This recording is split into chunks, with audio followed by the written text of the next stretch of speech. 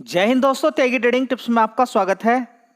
दोस्तों, इस वीडियो के अंदर हम बात करने वाले हैं 2 से 3 न्यूज़ के बारे में बात करेंगे।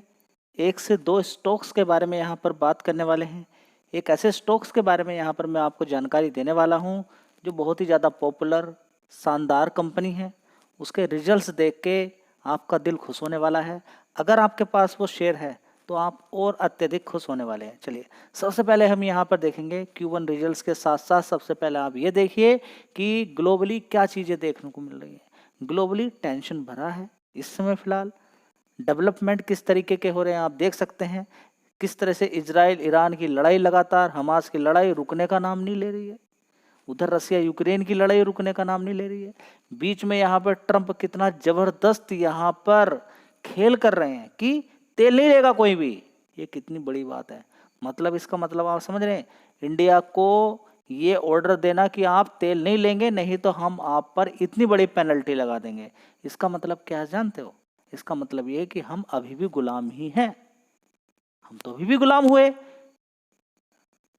अमेरिका कहेगा इसके साथ इससे हथियार नहीं लेने हैं, आपको उसके साथ व्यापार नहीं करना है, इसके साथ व्यापार नहीं करना है। देखिए, अगर इंडिया अगर ऐसा कर रहा है कि कोई किसी कंट्री पर परमाणु बम का अटैक कर रहा है, किसी को बड़े हथियार दे रहा है, किसी की साइट ले रहा है, अमेरिका कुछ भी कर रहा है। अमेरिका कोई कुछ कहने वाला नहीं है। वो चाइना को भी धमका देता है, वो रूस को भी धमका देगा, वो ईरान को भी धमका देगा, उत्तर कोरिया को भी धमका देगा। ये धमकाना कब तक चलता रहेगा? ये धमकाना कब तक चलता रहेगा? तो दोस्तों, हर कंट्री इस समय पूरी तरीके से परेशान हो चुका है, किसी को छोड़ने के लिए तैयार नहीं है। ट्रंप कभी कहता है कि हम पाकिस्तान के अंदर तेल निकालेंगे। अब वो पाकिस्तान के अंदर तेल निकालने वाला है या पाकिस्तान का तेल निकालने वाला है, ट्रंप उसको मालूम नहीं है।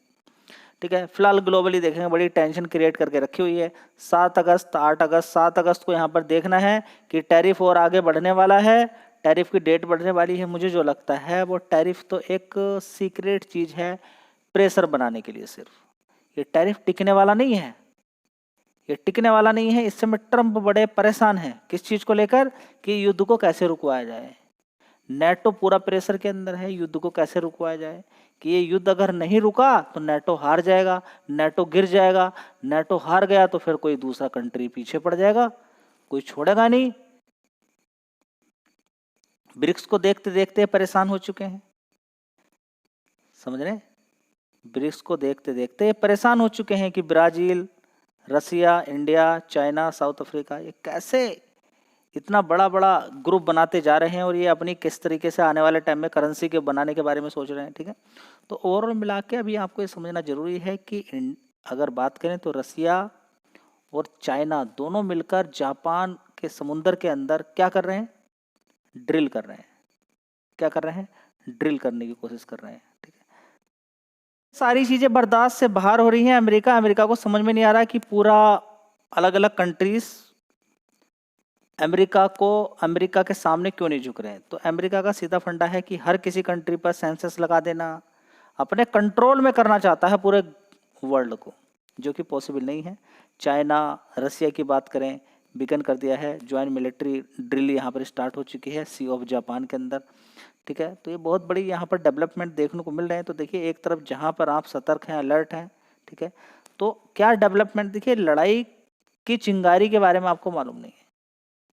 रसिया पावरफुल कंट्री है और अमेरिका चाहता नहीं कि उसके सामने चाइना या फिर कोई दूसरा, खासकर हथियार में उससे आगे निकल जाए, वेपन्स के अंदर उससे आगे निकल जाए। ठीक है, डिफेंस सेक्टर के अंदर उससे आगे निकल जाए।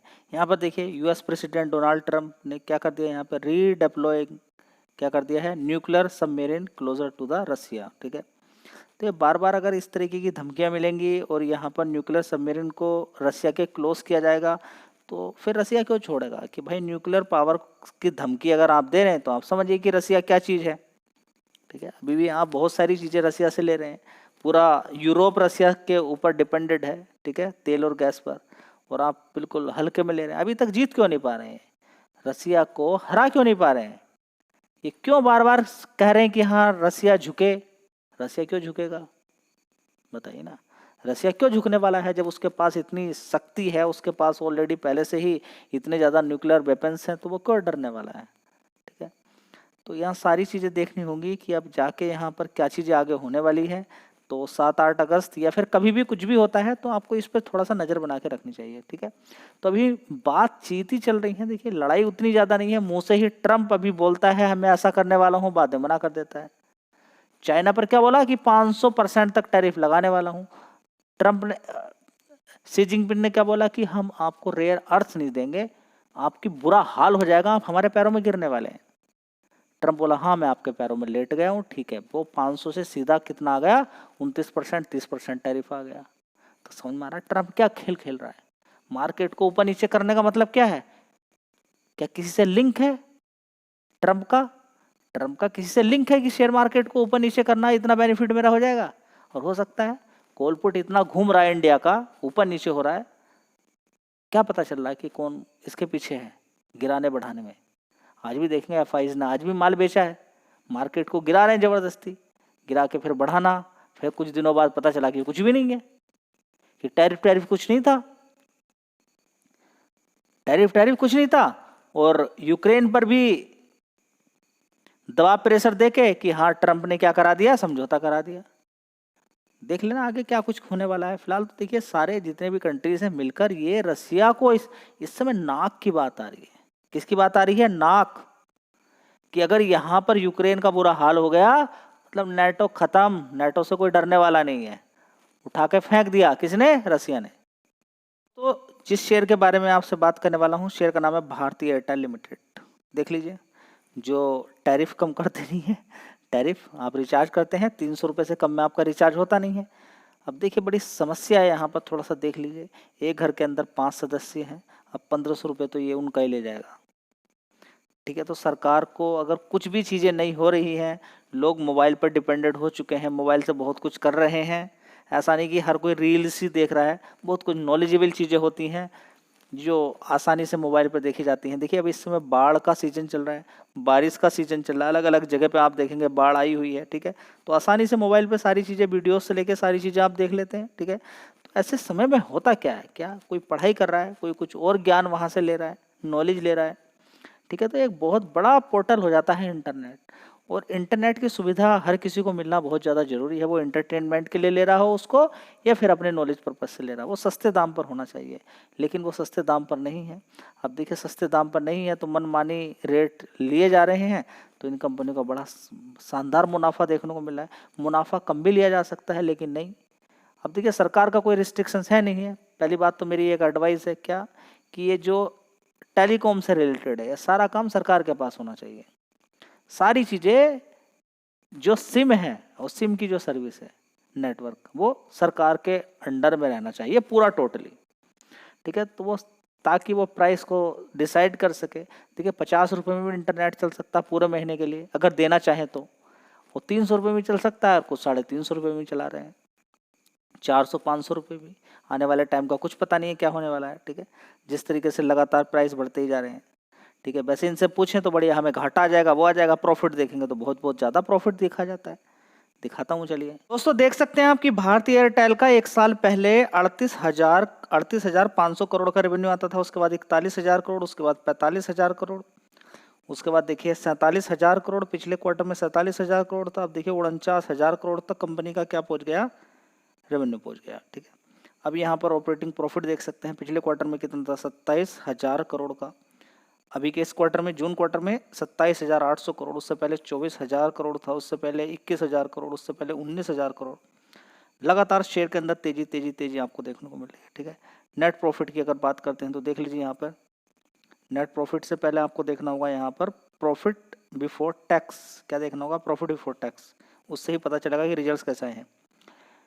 10,500 करोड़ का, उससे पहले कितना था, 9,500 करोड़, उससे पहले देखेंगे 16,000 करोड़, उससे पहले देखेंगे 5,000 करोड़, उससे पहले 6,000 करोड़।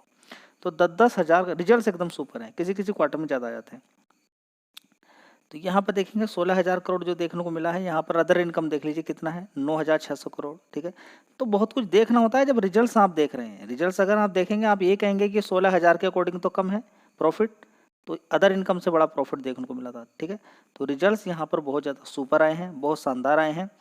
तो पिछले क्वार्टर्स की अगर बात करते हैं तो 12,400 करोड़ का प्रॉफिट किस लिए दिखाई दे रहा है यहाँ पर, क्यों, क्योंकि यहाँ पर प्रॉफिट, यहाँ पर टैक्स रिवर्स हुआ है, नहीं तो आप देख लीजिए प्रॉफिट बिफोर टैक्स कितना है, 9,500 करोड़, 9,500। तो नेट प्रॉफिट इतना कैसे हो जाएगा, टैक्स कटने का मतलब टैक्स यहाँ पर माइनस हुआ है, ठीक है। यहाँ पर 29 करोड़ दिखाई दिया। तो रिजल्ट्स बहुत ही ज़्यादा सुपर हैं, बहुत ही शानदार हैं। प्रॉफिट बिफोर टैक्स मैंने आपको दिखा दिया है। प्रॉफिट के बाद भी देखेंगे 7,400 करोड़, उससे पहले 12,000 करोड़ था, उससे पहले 16,000 करोड़ और उससे पहले 4,000 करोड़। तो ये हैं, इनको देख के आप थोड़ा सा आश्चर्यचकित होकर इसको कम मत समझ लीजिएगा। तो ओवरऑल मिला के 7,400 करोड़ कुछ रुपया होता है।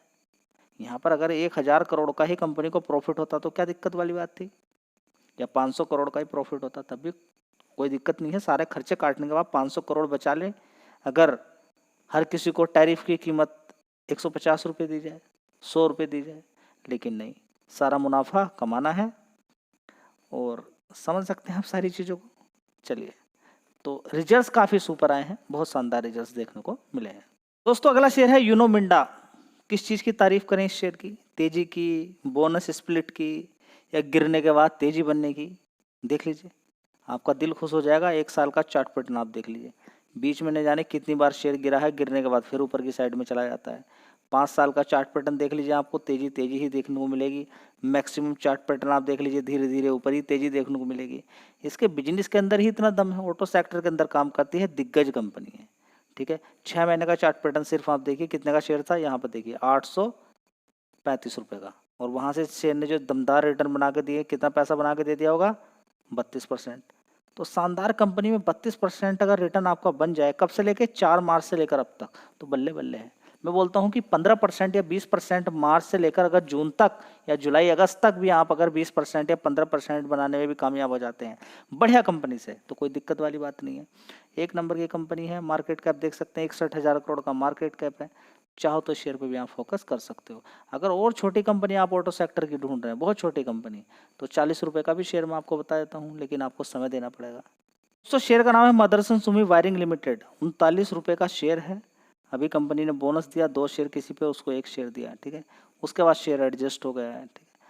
तो मदरसन सुमी वायरिंग बढ़िया कंपनी है, आने वाले टाइम में अच्छा परफॉर्मेंस दिखा सकती है। अभी रिजल्ट्स उतने मज़ेदार नहीं आए हैं।